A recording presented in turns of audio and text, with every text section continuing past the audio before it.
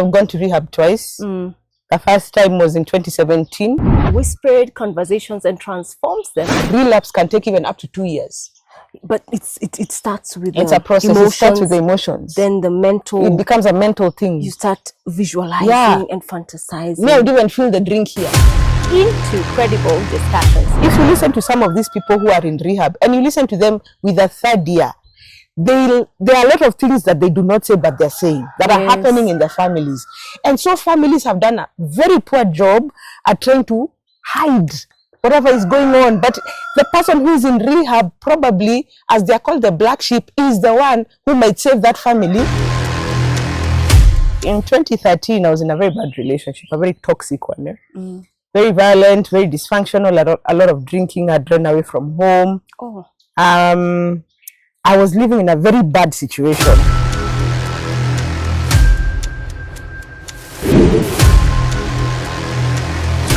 As a man grows older, the testosterone goes down. It doesn't disappear like for women, and we hit menopause, but for men, even a 90-year-old. Yeah, 90-year-olds getting people. Yeah, because they are strong, you know. So, and we can give examples. Yes. So, for another time.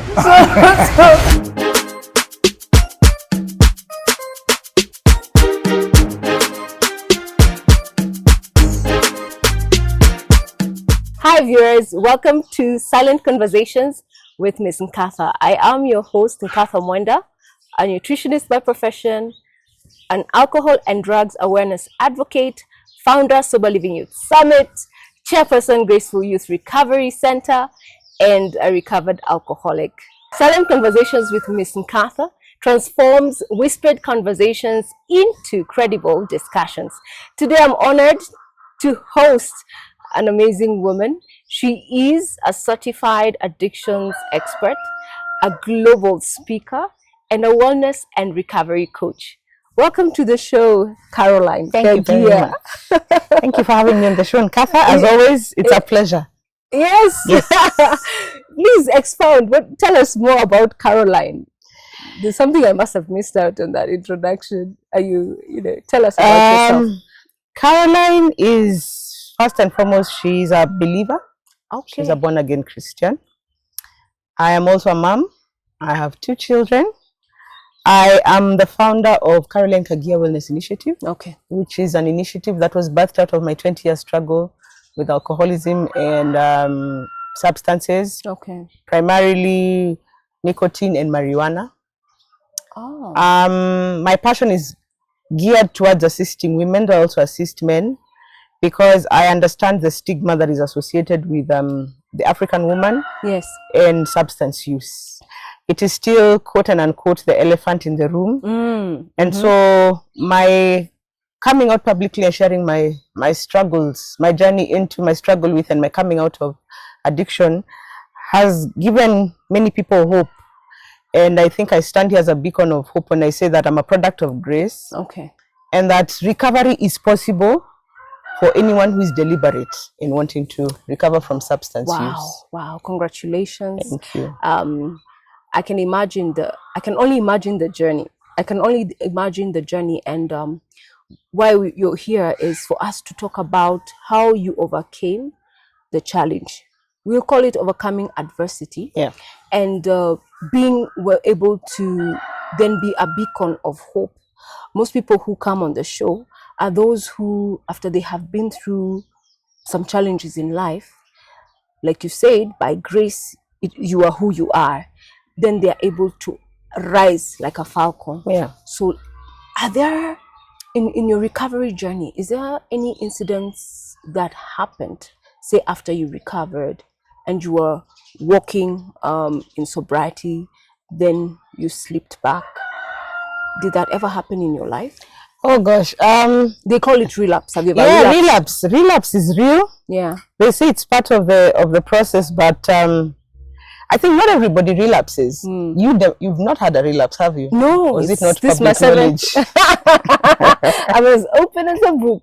This is my 7th year of recovery. So for me, I've gone to rehab twice. The first time was in 2017, voluntarily, when I thought I'd hit rock bottom. For those who are familiar with my story, I mean, I've been to the pits of hell, you know, literally.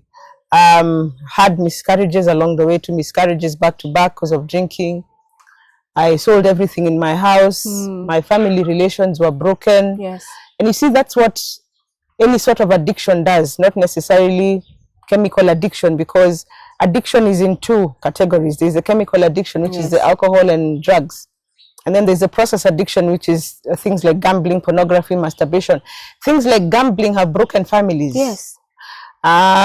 Things like pornography have also broken marriages, because you're married to this person and then you wake up at night, you find them watching porn. You're like, am I not, you know, fitting the part, you know? So it has brought a lot of problems. So any sort of addiction actually breaks families. Addiction is not a spectator sport. Eventually it becomes a family disease, because it pulls in even the people who never expected to be caught up in this rut. So for me, having gone through rehab once, I thought I'd come out and I would stand.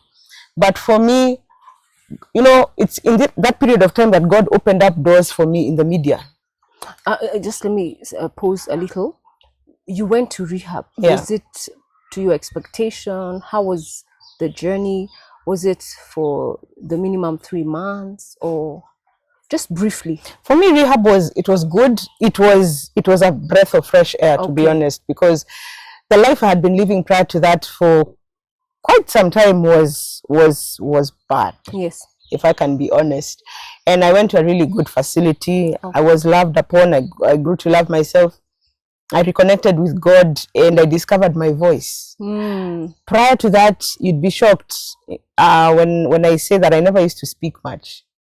You've not always been an orator? No. She's good. I discovered my oratory skills in rehab. Oh my! Because I never did public speaking as a course. I never went through any master class. For me, I think my gift comes from the Holy Spirit direct. Okay. And when I was in my first rehab, I used to watch Joyce Meyer a lot. And I always used to say I want to be like her one day. Because she's been through pain. She's a wounded healer, for lack of a better word. And it is through her life experiences that millions have come to give their lives to Christ. And millions have found their healing just by listening to her. She was able to, they call it, you ashame the devil. Yeah, you ashame the devil. By being vocal about and owning what happened. You stop throwing the blame game on others. So me, for a long time, and for a long time, by the way, even in recovery, I always used to shift the blame to, it's because this didn't happen, that's why it became this way. You know, you take out your dysfunctionality on other people. And as much as it could be true, at some point you have to own it. This is me now. This is Caroline. This is Nkatha. That's the hardest thing to do. Admitting that you're at fault. Admitting that you have caused a lot of pain. Yes. And so addicts, especially substance users, are very self-entitled. We have a lot of entitlement. You know, we are the spoiled brats. Honestly. You know, if you had done this way, I wouldn't have turned out this way. Who says? Nobody owes you anything in this world. Imagine. And that's a very bitter pill for a lot of people to swallow. So me, I've come to swallow it in my 40s, literally. Okay. Because that entitlement, I've had it for a long time. But it has taken the Spirit of God to break that. So second time I got into rehab is because I relapsed. And I relapsed in a big way. It was very scary, very shocking, even for me. How long after how long had you been sober? 2 years. Oh, so in 2017, you check into rehab. Yeah. Then I come out. You come out a speaker. You discover the gifts you have within you. Yeah. You get into the media. I remember hearing you say something to do with that. Yes. So 2 years later, you relapsed. I relapsed. What do you know led to it? Because with relapse, you can know. With relapse, you can know. But for me, there was a process of things, because at that point, I also moved out of home. And I remember telling my folks, I'm not ready to move. I'm not ready to move. I could feel it. I was not ready. You know, there's a way you can stay probably, because like me, I moved back to my parents' home. Yes. And I felt like now I've gotten a soft landing, because when I was in rehab, I used to ask God, please, when I leave this place, give me a soft landing. I don't want to go to a place where I'll feel triggered. Yes. I was still feeling very vulnerable. And I got home and things were so soft and so cool, and you know, and here comes a point my folks feel now it's time for you to move. Oh. And I'm like, I'm not ready. I knew I was not. And remember, Nkatha, throughout this period, I've been getting all these calls, international calls, local calls. We want you to come and share your story. Then I move out of home and everything is quiet. Were you able to support yourself even as you were moving out of home? Did you have a new source of income? There was no predictable income. And that's why I kept saying, I am not ready. Okay. My phone was quiet to the point of the service providers. Even those were the only messages I was getting. You have insufficient funds. Or Christmas or happy birthday. Those ones that are not bringing in any money. And here I am. I'm living on my own. So for me, I think the mental relapse began even before I moved out of home, because relapse happens in phases. Yes. There's the emotional relapse, where you're feeling things are not working out. Yes. You're like, oh my God, I think it was better even when I was back in Egypt. I was about to say that. When I was back in Egypt. Why did you bring us out here to struggle? Now here I'm struggling. I'm only getting messages of insufficient funds. There's nobody who's calling me. There's nobody else that's calling me. Then from emotional, you start romanticizing the drink when you see it on TV. Now it's become a mental thing. You're like, what if I just had one? What if? Then comes the physical relapse. For me, the physical relapse happened when COVID hit. Yeah. And because of the lockdown prior to that, I was to leave the country and go speak in the US. Yes. And then now there's the shutdown. And so even for me, I shut down. And that is when the physical relapse happened. And after I did my research, I discovered relapse can take even up to 2 years. But it starts with it's a process. Emotions, it starts with the emotions. Then the mental. It becomes a mental thing. You start visualizing and fantasizing. Me, I would even feel the drink here. Oh my goodness. And you know, I hear of people speak about leaving rehab or having stopped drinking for a while, only to be on the road and they see this billboard, and that drink is telling them, come. Come. Yeah. And so even as we are continuing to advocate, you know, we're really pushing for laws and legislation where those advertisements can be reduced or gotten rid of, because there are so many people, especially the ones who are in the journey of recovery, or those who are still in they're going through the substance use disorders. They're triggered. Yeah. And we can't deny the fact that these advertisements also rose a lot of curiosity. Oh yes, they do. Are wondering, oh my goodness, I can look that fresh. Yeah. I can attract all these girls or boys, because they know how to do the marketing. So it's good that she highlights that there's those things that are triggers to people in recoveries, are also living are temptations to people who have never tried it out. So continue with it. In fact, I was thinking, you know, on these billboards and these adverts they bring on TV, they should use drunkards, not sober people. The other day I saw they should use drunkards. The other day I saw a Pombe advertisement, and they were saying they want Gen Z to, you know, young people, and they don't mind them being from Eastlands to Westlands, and they need to look cool, and they are have no regret in life. No regret. What does that mean? No regret. That they should come ready to give this unapologetic look, because they're going to be promoting an alcohol ad. Oh, wow. What we didn't see on the list there is come intoxicated, because that is what alcohol does. Not even intoxicated. They should go and look for those people who are on the streets. Those people who've slept in the pub the whole night, and you meet them outside the door. Tell them, come, we do an advert, and tell me if you want to have a drink after that. You know, it's your eyes. I mean, really, or just go to any local. Go to a local and pick people and tell them, come, we do an ad. A local is a pub that you ordinarily find comfort. It's not the best of it all, but you will find everyone from the cream to everything. And they should go there and look for their models. I made someone laugh when I told them, you know, alcohol is no respecter of class. Yes. It doesn't matter whether you came from Moshava or you came from whichever little suburb, or even if you're in the house in the hill. Yes. You know, if we meet you and me Nkatha, me, I'm taking my keg. You are taking your high level brand. That one. See, we've met in the same club. Not even, no, let me use pub. We've met in the pub, just down the road. Me, I was taking keg. You are taking your high-end Cynthia, you're sitting there and you're looking down on me. And me, I'm looking at you and saying, we are both sneering at each other. At some point in that night, we shall become friends. In fact, we will even hold each other in a big embrace. As I ask you, give me some of yours, and you ask me, I want to know how yours tastes. At the end of the night, we are both stupidly drunk. So we haven't gone off radar. We're talking about relapse. We're just saying pombe. Yeah. The effects are the same. It is no respecter of class. Yeah. At the end of the day, we will go to the same place. The hangover is the same. The urinal is the same. The toilet is the same. To disease is the same. It is the same. So people who are watching this one, because this looks like it's going to be a funny episode. You know, you're thinking of the car knew its way home. You don't even imagine the risk you're putting yourself into.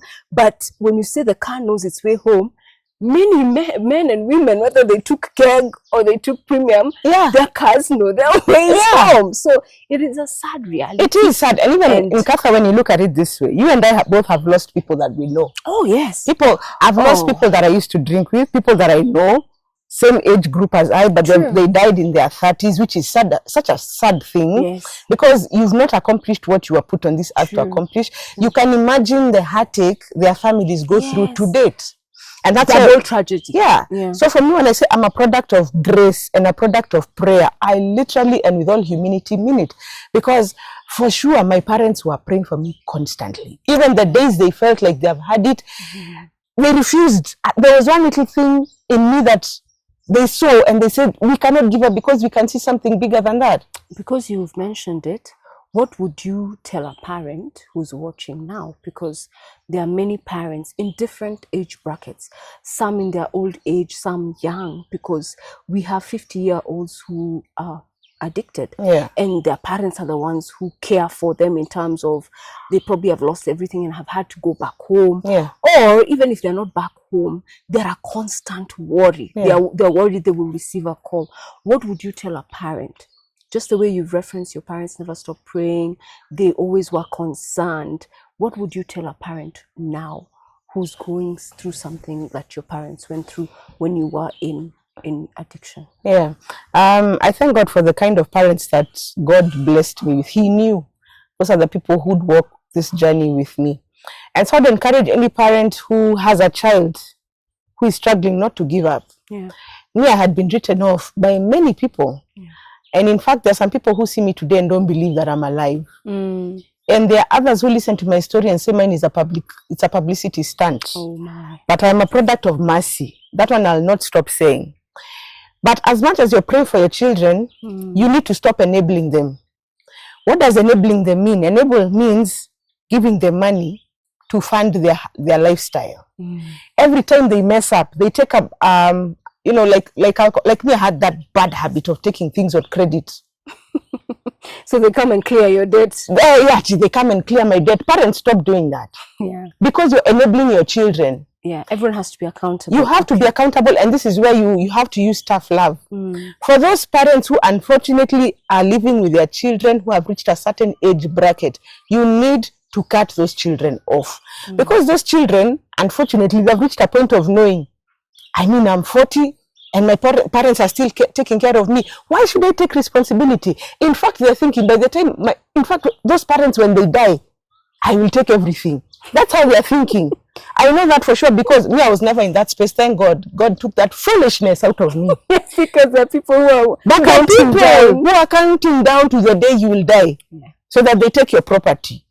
You need to cut off those children. Let them go. Those are not children.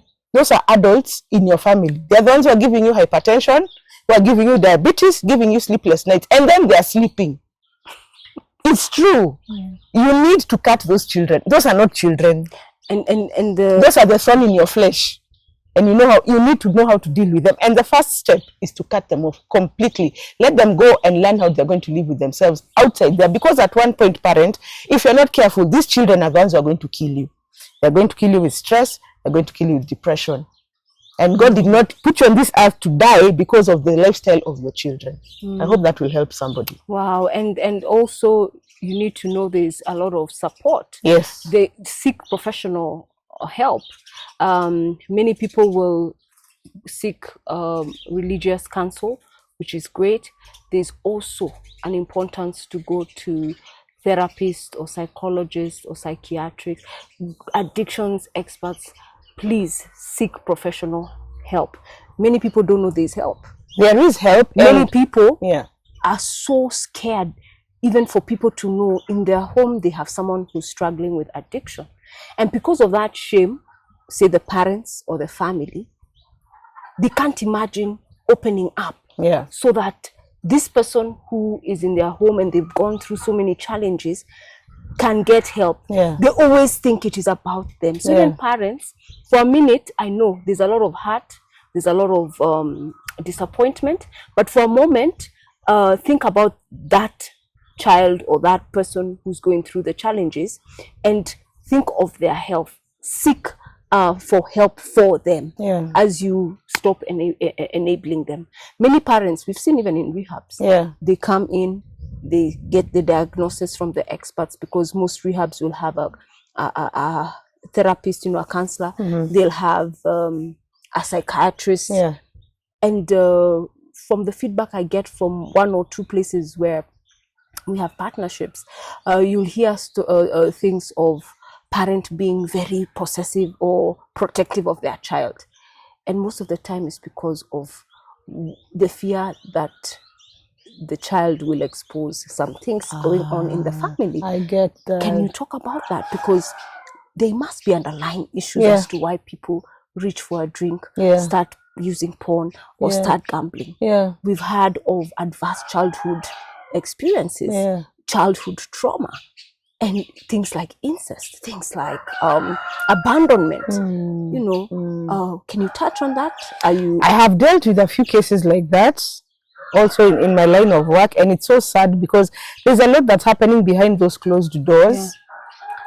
And I don't know if to say if I'm sorry or I'm not sorry, especially in the religious circles. In the religious circles is where you'll hear those things. I have a case I'm currently dealing with of a family where the parents are both senior people in a certain church. Their daughter, at the age of 7, she was raped by the Sunday school teacher. Oh my goodness. This girl is turning 20 this year. Yes. Her parents have tried hiding her from that, even shaming her and saying maybe it's your fault. The girl was 7 years. What did she know at the time? You see, it was your fault. So the girl grew up with so much shame that as we speak now, she's suffering from excessive weight. You see? She's eating. And there's so many dimensions to this thing. And to be very honest, if you listen, you're also in this line, if you listen to some of these people who are in rehab and you listen to them with a 3rd year, there are a lot of things that they do not say, but they're saying that are happening in their families. And so families have done a very poor job at trying to hide whatever is going on. But the person who is in rehab, probably, as they're called the black sheep, is the one who might save that family from further destruction. And so families need to own up, especially in church circles. It's so sad. And for the people that I've interacted with who come from church, because I also come from a family, I've grown up in the church, I know there's a lot of pain and stigma. Yes. But it's high time we discuss these things. True. Just because you're a pastor in the church and your child is wayward doesn't mean that you are the one with the problem. It's not always your fault. Unless there's an alcohol use disorder in the family, there's a genetic predisposition, or you as the parents know that you have a direct influence on what has happened to your child. But that notwithstanding, help is available for all. True. Help is available for all. For those with the disorder, and those affected. Because now the parents, the guardians, the spouses, they also suffer. Yes, they do. Yeah. But now if you as a family, you want to keep it close-knit. It's no wonder we are having so many deaths happening amongst the young people. And I asked somebody why all of a sudden, and this person told me it's not all of a sudden. This has been coming. It's just the ripple effects are being seen now. You know, you've just reminded me of a recent story and of a young girl who is trending now. And now people are dismissing it and saying this one is an attention seeker. This one all the time, she's coming out to tell us how she's been abused, she's drinking, she's doing this and this. When you listen to the girl, what she's saying is she's tired of not being heard. And what I would urge friends or even family, especially family, do not dismiss your loved ones, or do not dismiss those who seem to seek attention from you. It could be a mental disorder. It could be. This one in particular has said she was diagnosed with depression when she was 15. But then most of the time, someone will want to throw comments like, why can't you be like other children? Yeah. Why? I mean, are you the first one to be depressed? Yeah. Yet, it is a condition, and this person does not perceive the way you're perceiving because they have a brain disease. So let us stop trolling. Let us stop shaming. Let us stop blaming. In fact, we should be reaching out, because let me tell you for a fact, God forbid anything happened to someone in such a situation. That was a cry for help. If something happened to them, the same ridicule will turn to, oh, may her soul rest in peace. Oh, I feel for this young girl. Which is so pretentious. Which is so pretentious. It is. And that's the irony. These challenges or these diseases are so stigmatized. And I believe with having such conversations, if it was to touch one life or two lives, you know that the work is done. It will save a life somewhere. It will save a life. Yeah. So let us embrace, let us love, let us be compassionate. I like a story that is told in the good book of this Good Samaritan. And this Good Samaritan was traveling, minding his own business. Someone who had been hurt was on the roadside. The first person was a clergy, a man with the cloth. And he didn't bother to look. He saw, he didn't stop, he didn't do nothing, he just passed by. The second one stopped, looked, but proceeded with his journey. The third one, the good book says, he had compassion. Yeah. And what did compassion make him do? He stopped, and the first thing he did was nurse this person's wounds. And once he nursed the wounds, he was able to take him to the inn. He took care of the expenses and told the innkeeper, I will be back. Just watch over him. We need to be compassionate. We don't know the backgrounds. We don't know what people are going through. And funny enough, most people find it easier to confide in strangers because the people around them are like the first one who was unbothered because they're like, okay, now that's a repeated cassette. We are tired of her cries of help. The next one was like, I'm too busy with my own life. But this stranger took time to spend time. This is a challenge to us as parents, us as responsible citizenry. Can we be compassionate? Because God forbid it could affect someone close to you. You know, life has a way of throwing a curveball. It does. Yeah. You look down upon a certain situation, then now you have to face it in your home. Yeah. It's called karma. Wow. So it's called karma. So let's go back to 2019. We just talked briefly about that relapse. What happened, and did you go back to rehab, or how did you manage, and how it has been since then? For me, 2019 also shook me, like I said, and I went back to rehab, this time involuntarily. They called the cops on you? No, I mean, my folks sat me down and they said, this is even worse than last time, so this time you're going into rehab. And I looked for every excuse not to go into rehab. I said, I've been clean for 1 week, I've not touched alcohol for 1 week. They're like, no, just going to rehab, I think you might need it. It will clear your head, even if it's just for some time. The rehab I was taken to was supposed to stay for 1 year. Okay. I entered those doors, even the people there asked me, are you a counselor or are you a client? Because I was sober, very clean. Yeah. And I said, I'm here to do Bible study. Because where I was taken was a fully fledged, So I was there for 3 months and I said, I cannot do 12 months. I can't. So I did 3 months and I left. And for me, that was just something God put in us. So I was very judgmental about people who relapse until I relapsed. Whew, I'm telling you, it was not easy. And then the media was back on my case again, and they wanted to feature you again after 2 years silence. And nobody, not 2 years, 3 months. You know, I just went off air for 3 months. There's no phone, no one knows where I am. So I come out and I get onto media again, and I was not authentic in my first story until someone raised it. My dad raised it and said, "You're not being authentic. Tell people what happened. Where you had disappeared." Yeah, don't tell people you went to Dubai or China, you know. So the next media house picks me up, "Carol, where have you been?" and all that, and I say, I relapsed. And I switched off my phone after that because I knew how people can be malicious and mean, and people take out their dysfunction on you. And so I switched off my phone, I go home and I switch it on the following day, and I'm just getting messages of encouragement, and I was like, my God, look at this God. I expected people to bash you. And considering that I had never dealt with my lack of affirmation and my poor self-esteem growing up, I couldn't imagine grown-ups bashing a grown-up who is still trying to grow up. I couldn't imagine. I was like, no. But that was your expectation, but it was the opposite. It was the opposite. And I think God just placed his covering on me. Yeah. Because he knew this girl, I want to take her places with this story. She'll be I'll speak through her. Wonderful. You know, and other people will heal through her. Amen. And that has been my journey. It's not been an easy journey. I've lost clients along the way in terms of death.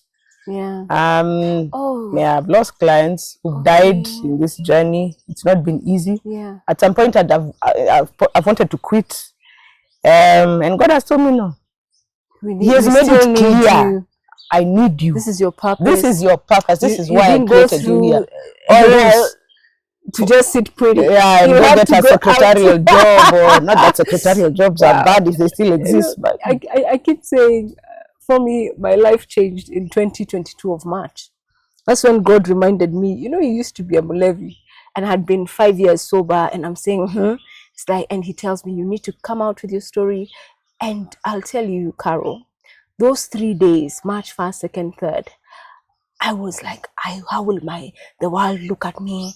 How will my parents? How will my son? I was thinking about others, and I was thinking of shame, condemnation. But day 4, because there's a way God talks to you and he's not expecting no, it's an instruction. Day 4, I just found myself going on to social media. I've always been in this space of nutrition and non-communicable diseases, so I just continued the conversation on the risk factors to all these diseases, one being alcohol and tobacco use, and now putting a face to it that I did go through challenges with the alcohol. I did go through challenges with the smoking, that then birthed the community-based organization in August, and then also birthed the Sober Living Youth Summits, which I was so excited to meet you, because we met through Justice Nandwa of Shared Moments. Yes, I had just seen your show, and I invited Justice. In fact, he was the link to you, because I had heard you in 2017. I recovered in 2016, and you are a beacon of hope, because you know, you're a storyteller. I hang on to the screen. And I'm thinking, oh my goodness, how can she be so bold? You and the deputy vice chair, deputy vice chair, Nakada, and deputy and vice, that one, vice chair at Nakada, and Matthew, because when I was drinking and I had denied I was having a problem, Madam Anne Matthew had for a very long time been sharing, her stories would be featured. And what stood out for me was the aviation fuel she would drink. Yeah. I'm thinking she was at this and this, but look at her now. So like you say, there are those things you may go through in life, and they may be shameful, they may not be so exciting, but then God is speaking through you to encourage someone. That's so true. I do admit you encouraged me along the way. Oh, wow. You, so did Anne Matthew and so many other people who I have also met now in the recovery space. So at times you think we are out here by force. My friend, we're here on assignment. It's true. Because there are so many people who need to hear that we do recover. There are many people who need to know you're not alone. Your child is not cast. Your child is not a loser. You know, we also need to change how we are speaking to our loved ones. Yeah. How do you expect them to win if you're calling them loser? The other day I was listening I was saying, you know, you're Kikuyu when you hear someone call you all these insults, but you know your friends, but then that's the names that many people call people with the substance use disorders. And we need to change. We need to understand it's a disease. We need to know that there is help. We need to know that there could be underlying issues that are leading this person to choose the gambling, to choose the drink, to choose all these things that are causing them harm. They can see it is harming them, but they're still using it. Yeah. That's the definition of addiction. Yeah. So, I mean, it's humbling to sit on this bench with you on assignment. On assignment. And encourage somebody. Yeah. You know, I already see us inviting you for another show because our time is over. Our time is over. There's this story of addiction has very many dynamics. It's like an onion, you know, you peel, you think you've gotten to the, but you haven't. And funny you talk about Matthew. I'll give you a short story. In 2013, I was in a very bad relationship, a very toxic one. Very violent, very dysfunctional, a lot of drinking. I'd run away from home. Oh. I was living in a very bad situation. Okay. And I had Anne Matthew's number somehow. So I would send her texts because I knew she lives where she lives, and where I was not far from where she lives. Yeah. So I'd send her messages and say, my name is Sven, so I'd like to meet you.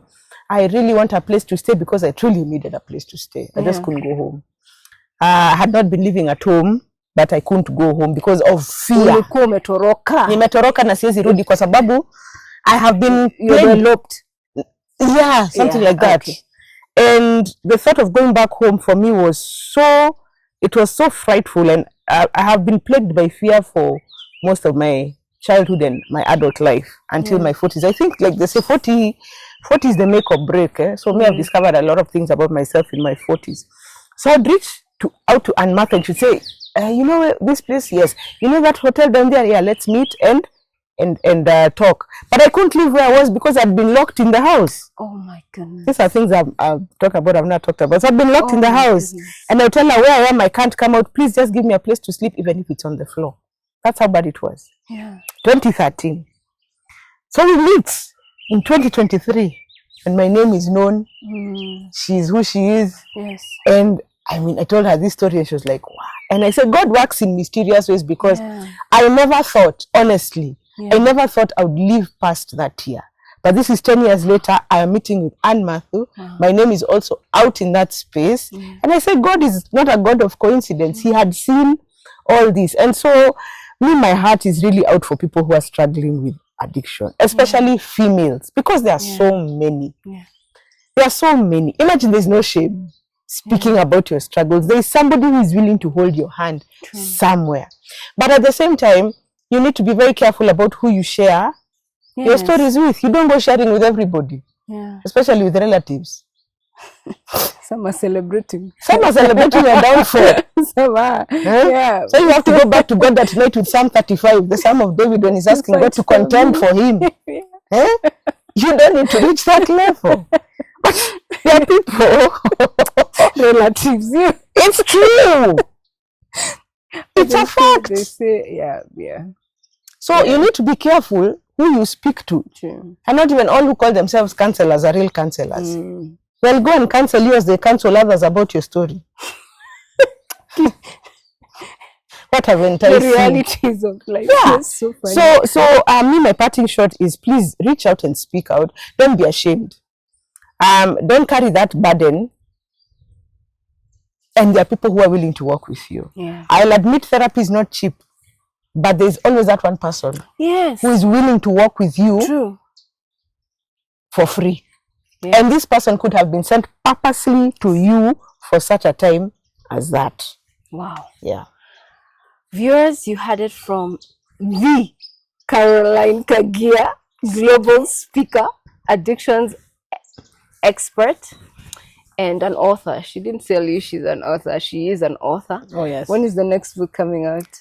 Maybe around my birthday, which is in May. Oh, really? Yes. Wow. Congrats. I can't wait to read that one. Yeah. Viewers, today I implore on you to check on your loved ones. Be your brother's keeper, like literally. Those behaviors that some are manifesting are signs or calls of help. Do not dismiss them. You can be able to reach out to us. Caroline, can you tell them where they can get you? Yes, you can get me via email. I do corporate speaking engagements. That means I teach on addiction in the workplace, in schools, in churches, and I do one-on-one. So you may reach me via email, which is carolinekagiawellness@gmail.com. You may find me on my social media handles. That is at Facebook, Caroline Kagia, Facebook, Caroline Kagia Wellness Initiative. LinkedIn goes by the same names, or you may reach me on phone, serious callers only, 0797 759 386. I'll repeat it again, 0797 759 386.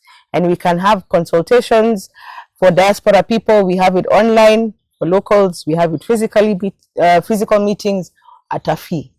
Thank you. You mentioned the diaspora people, yes. And the other day we were on a webinar. Oh yes, and from the US, the United States, and it was exciting. Oh yes, it was great. Yes, and we were saying, can we start? Can we continue? The next one could be a physical one in Atlanta. And even locally as well. Locally, yes. Because there are people yearning for this information. Yes. And we even call on to the experts. If you want to partner with us, the rehabs, if you want to partner with us, please reach out to us. The legit rehabs. I had to point that out. The legit rehabs. We know them. Well, today we have really laughed. Yes. Oh, it's a joyful day just to hear wonderful testimonies and just to know that you're not alone. Yeah. And viewer, don't go away, because right after the break, we are coming back and we are whipping something good with our chef. We have a chef show, Chef John from Papa J's Kitchen, and we're going to be sharing a few recipes on what is good for you to nourish your body. And, don't touch the dial. We'll be right back.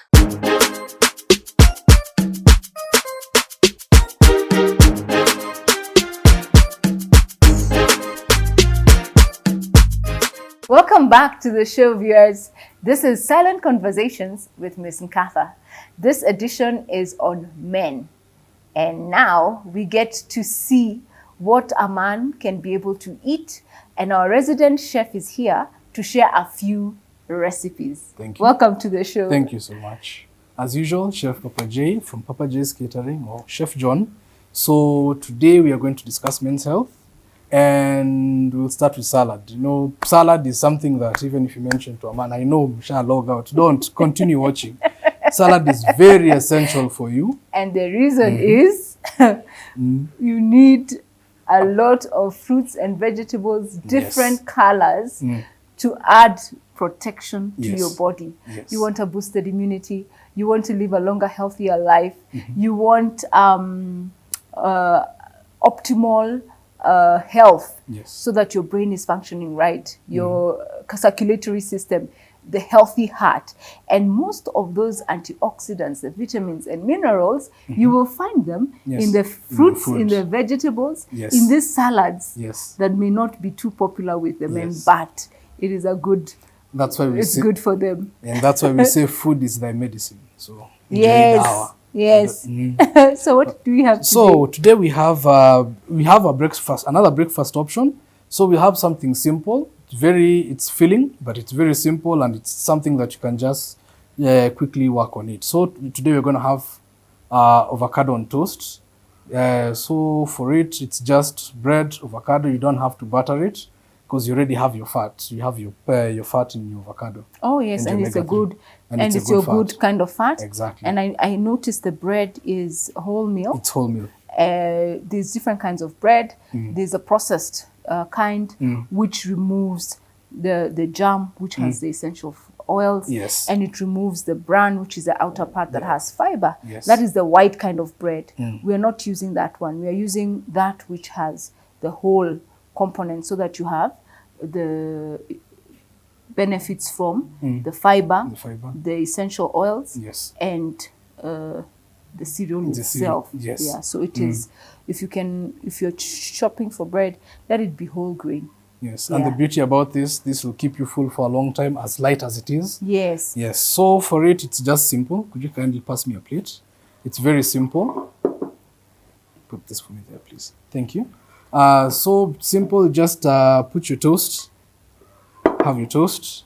You mash your avocado, you can add in a little lemon, salt to taste, salt and pepper to taste. Then now you mash it. Then from there, just simply scoop on your bread.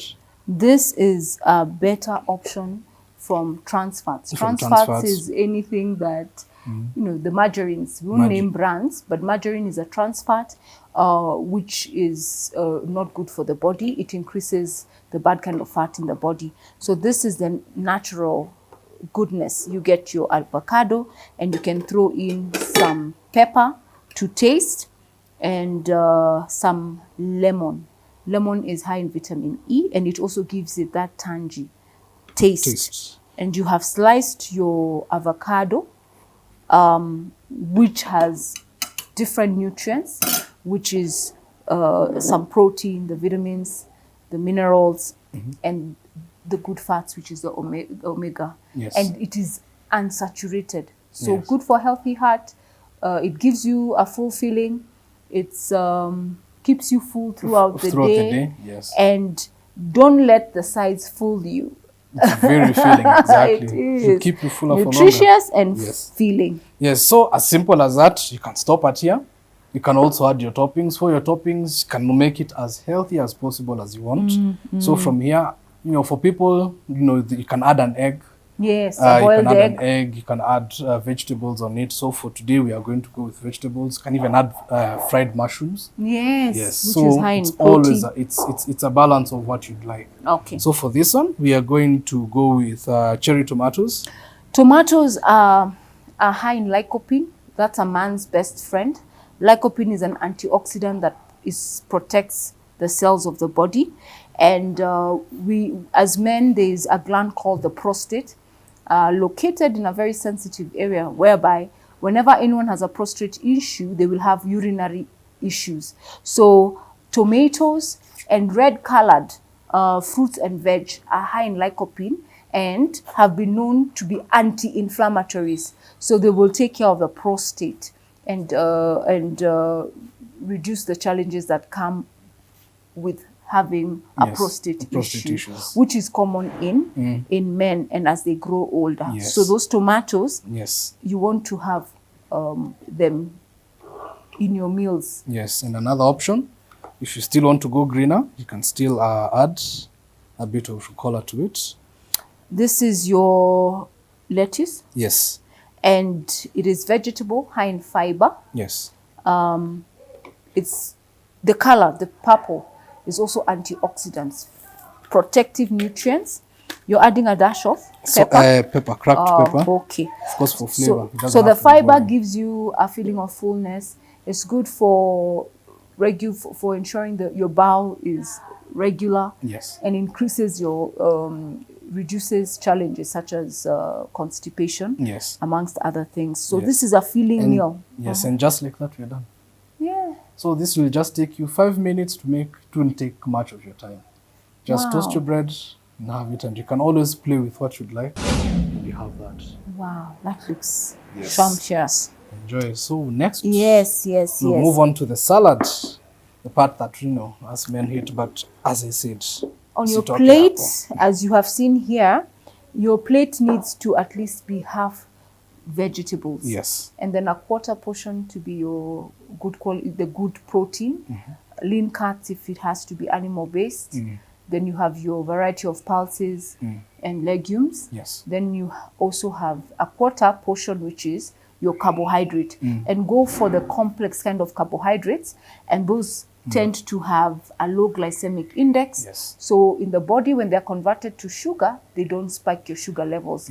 And when you do that, even as you eat the vegetables, they have a way they balance sugar levels, therefore reduce the risk of diabetes and high blood pressure, which is a cousin of diabetes. Yes. So what you're putting on your plate is very important, yes. for health. Right. So let us see what you have for this salad. What is the salad called? So for this salad, we are going to have butternut and feta salad. Wow. Yes. Butternut is rich orange. And it's in the pumpkin family. Yes, it's in the pumpkin family. And just that orange color is beta carotenes, which are converted to vitamin A in the body. So it's good for the eyes, good for the skin, to increase collagen. It's an antioxidant, so it brings in a protectiveness to the cells of the body. Yes. That's great. Yes. So for this feta salad, it's going to have white onions, apples, roasted pumpkin. You can also blanch them. Then we have the cherry tomatoes, the lettuce, feta cheese, and cucumbers. So also the benefit of this to clear your skin, and you'll also feel full. Also the thing about salad, they also keep you satiated or fuller for longer. And are you seeing the balance? You have your protein, that's from your feta. Yes. Probiotics from your feta. You have your carbs. Yes. From the pumpkin. Yes. And also from the some apples. of the vegetable. Yes, and the fruit.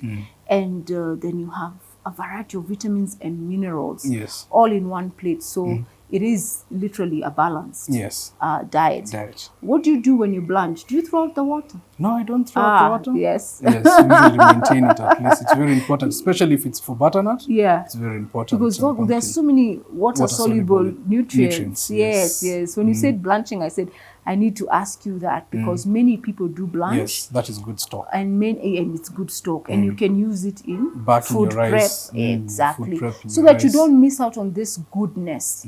Yeah, because it's the water-soluble nutrients and the fat-soluble. The water is soluble nutrients, which is the vitamin C, the B vitamins, are easily lost through frequent urination, through sweating. So you need to, during food prep, you want to also make sure that they don't get lost. You don't leach the nutrients out of the food. Exactly. All right. So for a salad, it's usually just very simple, just a matter of tossing.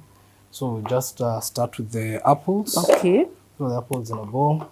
An apple a day keeps the doctor away. And it's rich in so many nutrients. We talked about the tomatoes. Yes, cherry tomatoes. Onions are... White onions. So for the white onions, usually, if you don't want to have the taste of onions, I usually suggest that you soak them in saline water or salty water. Yes. So it also reduces and it cuts out the acidity in the onions. Yes. Just a bit of it. And these are very good also for digestion. Yes. And the protective nutrients as well. Then we have now for the butternut. Yes. I'm going to add that. Someone is saying, hey, but onions, how do you go the day with the onions in your breath? Once you benefits over. You look at the benefits over the disadvantages. Yeah, the discomfort of the smell. Yes. Then the feta and the feta cheese. Yeah, the feta cheese. And then now we can add the cucumber. Yeah, cucumbers are very high in water as well, and lots of vitamins and minerals. And then now we can add the lettuce. Yes. Just a handful. Remember, the recipes are there, so you don't need to rush. We'll give you the recipes and we have clear instructions. Yes. Small game piece. Just continue watching. It's at the end. Then we just toss from there. Yes. So once you mix from here, once we mix, now we'll move on to making the vinaigrette. Yes. And the vinaigrette is a better option. Yes. As opposed to mayonnaise. Because mayonnaise has saturated fats. But you'll see the ingredients for the vinaigrette. They're using unsaturated fats and building it with other ingredients that are very nutritious for this salad. It is important to have a dressing for your salad because in this raw some are cooked, some are raw. For you to get your fat-soluble vitamins, you will need some fat. Yes, because of the fat-soluble. That's why you notice every dressing is fat. Yes. it's usually base of fat, oil-based, yeah. yes. So it's oil-based, and so you want to choose the best option, which would be a vinaigrette. Yes, so for this vinaigrette, we'll use orange vinaigrette. So we'll have 1 orange, freshly juiced. Yes. Then we'll have a blend of olive oil and sesame oil, 1 tablespoon. The recipe is in the attached. We need the good kinds of fats. And now for the apple cider vinegar. Yes. It's very important to have that. Okay. A dash of black pepper. Wow. You can add a bit of salt, but of course you'd rather add salt at the end. Because sodium, not even or have not it. at all, exactly. Because most of these foods, naturally, the sodium, yes, those minerals are present. Yes, and then just a dash of honey. Okay. And then from that point, you just shake. Wow. You can whisk. You can put this in a bowl and whisk till it's fully emulsified, or you can just go on to this. You can get a little container like this and make everything easier. Yes, and also the beauty about the vinaigrette, it also stores. You can store it for 2-3 days. Yes. And can you still reuse it? Wonderful, wonderful. And just like that, at least it's fully emulsified. You want it to change color like that. Okay. And it's now ready. Wow. So from that point, it's you ready. can either dress, you can put on the salad what you need on your bowl and actually adjust the vinaigrette to your liking. Okay. Yeah, so you can put it all. So I think we'll opt for putting your bowl, then you can dress, you can put your salad as I need to taste it because I can't wait to taste the variety of different fruit. Yes. The feta cheese. Yes. Wonderful. And then the dressing. Yes. Wow. And remember, you can add in other ingredients. You have beetroot, which is rich in antioxidants, that deep purple color. We have most of these fruits and vegetables, and especially the fruits, have the flavonoids and that are protective to the body, healthy heart, anti-aging, immunity boosting also. Immunity boosting. Now you can enjoy. So this one, let me try. Wow. Enjoy. Let them know. let me try this. Wow.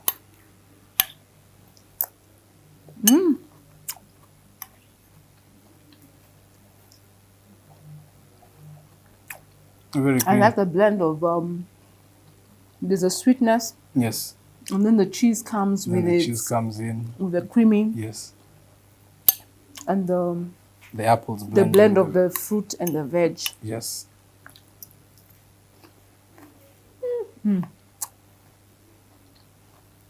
Very good. You forgot to tell them. I understand you're enjoying so. For a moment. You had forgotten. Now you know. You need to try this recipe at home. And we said we're going to give it to, we're going to share the recipes. Yes, we'll always share the recipes. Many people are not eating enough fruits and veg. And you'll find there's a lot of supplements also in the market for men. I do advocate for supplementation, but you need to be really particular on what you're putting in the body. Is it going to fill nutritional gaps? Because we are ideally meant to get all nutrition from the food that we are eating, whole as it is. But because of various factors, you may need to add. Maybe because of age, or someone has is sick, or is the age group, the kind of activity that those who are athletes and are very energetic. They're those ones who, different kind of men. So what you want to ensure you have in that supplement is your zinc. We say zinc is good as the building blocks for spermatozoa, and even most selenium. And selenium. We also have something called saw palmetto, which is good to balance the testosterone. As a man grows older, the testosterone goes down. It doesn't disappear like for women, and we hit menopause, but for men, even a 90-year-old. 90-year-olds getting people pregnant. Because Don't they are strong, So, and we can give examples. Yes. But for another time. So you need the saw palmetto so that you have a balance of that hormone, because as it goes lower, it interferes with your vitality, Yes, low it does. vitality. It exposes you to different cancers for men, and you see them in their 60s, 70s, the risk increases.